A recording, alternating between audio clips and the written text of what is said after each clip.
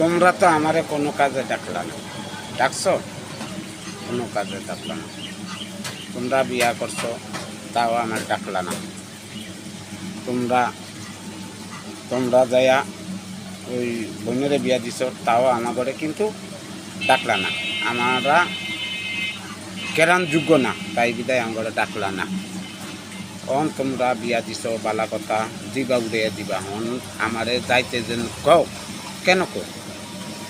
আমার তো কোনো কাজে লাগে না। অন কি তোমাকে দাওয়াত খাইতাম যাইতাম? তাহলে তোমাকে সম্মানী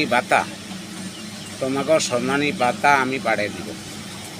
কেতন তোমাকে সম্মানী ভাতা আমি বাড়িয়ে দিব। দাওয়াত খাইতে যাইতাম তোমাকে বাড়িতে আমি খাইতাম যাইতাম? যদি খাইতাম যাইতাম হয় তাহলে তোমাকে সম্মানী ভাতা আমি বাড়িয়ে দিব, তাতে কি? তোমরা বিয়া দিয়েছো, কোনো কাজে আমার লাগে না। অন কেন লাগবো? কোনো কাজে অন্য আমি তোমার বাড়ি দাওয়াত খাইতাম যেতাম, কোনো বরস নয়। কী জন্য?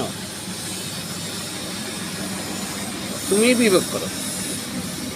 তোমার ঘরে পাল্লা লাল্লা বড় করিয়া একটু কান্যা সব কিছু করিয়া তোমরা কোটিপতি হয়েছো দেখে তোমাকে ওই দাওয়াত খাইতাম চাইতাম আমি?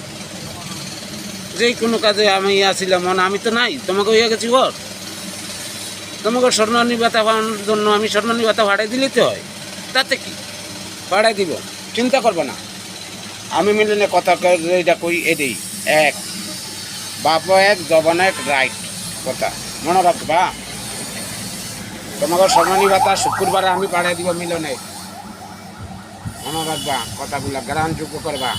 আমার কথা যদি গ্রহণযোগ্য হয় তো ভাইরা আপনারা লাইক দিবেন, কমেন্ট করবেন, শেয়ার করবেন, কমেন্ট করবেন। আমি মিলন ভাই, আল্লাহ হাফেজ, আল্লাহ হাফেজ।